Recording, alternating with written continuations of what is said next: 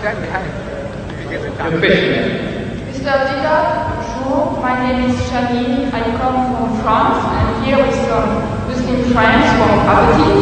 And my question is, what would you say to a person who doesn't believe in any religion? Or if you prefer, what would you say to this question, to believe or not to believe? What was it? Just without the mic. The question is not directly relevant. However, I'll put it to the speaker and see if he's prepared to answer. The question is, what is your opinion, or what is the Islamic perspective relating to a person who does not believe in religion? Is that the gist of your question? Not exactly. I'm here with some Muslim friends. I am not convinced in Islam, and I would like to know what you would say to a person who is a non-believer when this person says to you, believe or not to believe? Oh, yes, all right. If one is questioned by a non-believer, and the question is, what do you say about believing or not believing? What is the Islamic perspective? You see, there is a person who, every person ought to believe. He believes in something, right or wrong. There is a type of person who doesn't believe. He said, I don't believe that there is God. He says, I'm an atheist. Or the guy says, I'm an agnostic. Now, each and every one, according to religion, whether any religion, you ought to believe. You ought to believe. If you don't believe, then you are a non-believer. You are against the laws and commandments of God. So as such, you will perish. That person who says there is no God, he is going to perish. The one who says I don't care whether there is or there isn't, he is going to perish. Or you have the wrong concept of God, also you will be punished.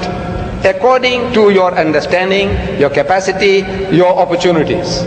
There is a type of person who might not have heard the name Jesus. Will God question him?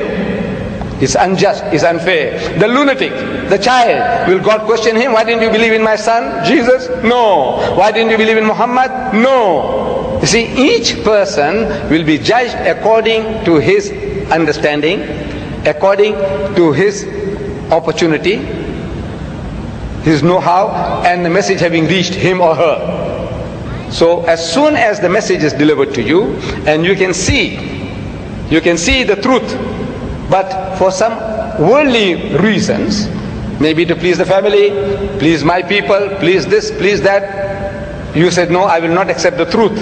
In other words, the person has already been judged in that case. There is no hope for such a person. But there is a type of person who might be ignorant and had never had an opportunity. Like the South Sea Islander. Let's say he never heard about Jesus, he didn't hear about Muhammad, he didn't hear about anything. But he was leading a life according to his norm, according to his standards. God will judge him according to his standards, not according to the Bible, not according to the Quran. So every person will be judged according to his opportunity and his understanding.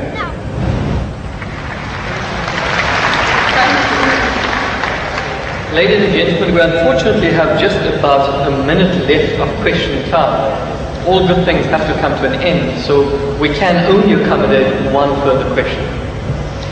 Mr. Diedat, I have impression that my question has been misunderstood. I didn't want to challenge you or to hurt you. I just wanted to ask you for some advice for a person who doesn't believe. I just wanted also to ask you for advice because I am a non-believer. I would want to believe in Islam, but I just want some advice. Yes,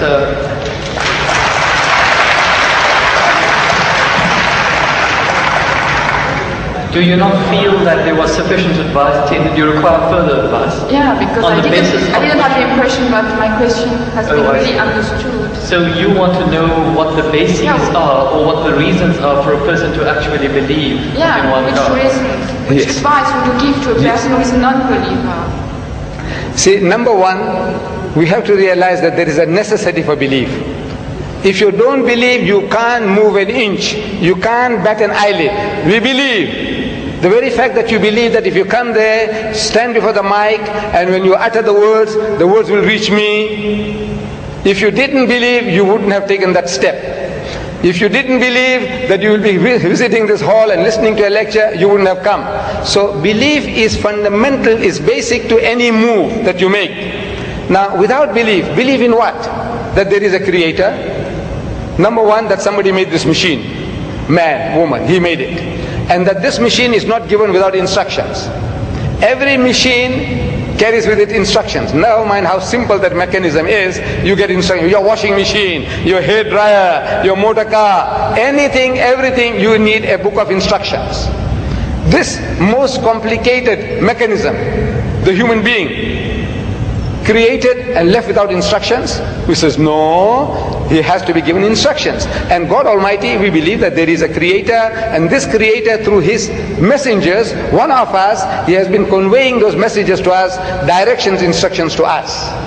Whether those instructions remain in the pristine purity or not, that is something that is now debatable. But the instructions were given, and it is through those instructions alone can man find ethics, can man find morality.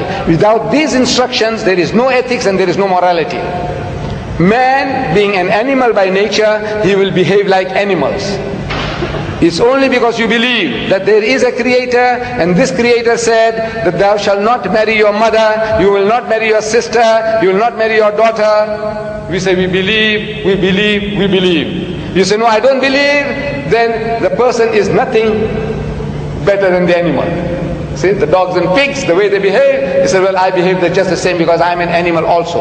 So you have to believe. But now what are you going to believe? Where is the source of that belief? Instructions which is not contaminated, which is not spoiled. In the origin we say all prophets of God, all messengers of God were divinely ordained. But the messages, because they were not preserved, God sent messengers after messengers. Messengers after messengers. This is his way to rectify his creation. And in that system of sending messengers to mankind, Muhammad was the last, the culminating point in that messengership. And he left with us this book. And if you read this book with an unprejudiced mind, if you haven't got one, I can present one to you if you haven't got it. This is an English translation of that book, the Quran, with an index. Anything that you want to know about God. Open G, God, more than 140 different references. That you say, I can't believe in God. So he reasons with you. This God of the Quran doesn't say, I'll fix you up and I'll twist your nose and I'll put your pull out. No. He says, Awalam yara allazina kafaru. He said, how can you not believe in God? This is Kaifa takfuruna billah. So how can you not believe in Allah? Wa kuntum amwatan, seeing that you were non-existent, you were dead, and He brought you into being. Thumma yumitukum, and will cause you to die. Thumma yuhyikum, and will bring you back to life again. Thumma ilayhi turja'un, and to Him will be your return. So if you start reasoning, and you see how true the statements are, that you were non-existent. You, I, everybody, non-existent. The men of science will tell you that this earth was a molten mass. Billions of years, there was nothing on this earth, no life. The thing was all boiling. And the vapors went up and came down, and the vapors went up and came down, and over a period of millions of years, it started to cool. And then life started to germinate, and so on and so on. So there was a time when mankind was non-existent, and God brought you into being. Very true. And now you're going to die. But that is not the end. That there is something in you which is other than the body, that real you. Now that real you, which is the driver of this body of yours, will be made to account for your actions. It's only natural that this person, like Hitler, look, he got away with it. He incinerated 6 million Jews. On account of him, 40 million people died in the Second World War. He's just going to get off scot-free? If he says, no, I don't believe, and there's nothing there on the other side, that means he's free, finish. No. He will have to account for his deeds. Everyone will have to account for his or her deeds. It is a natural, sequence of our attitude and behavior. And this book explains all that. If you haven't got one, this book is yours. If you haven't got one. You got it?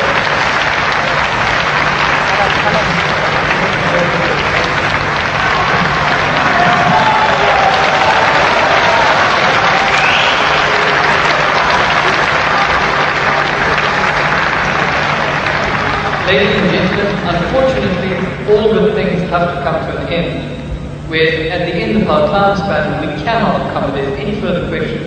Whilst we'd like to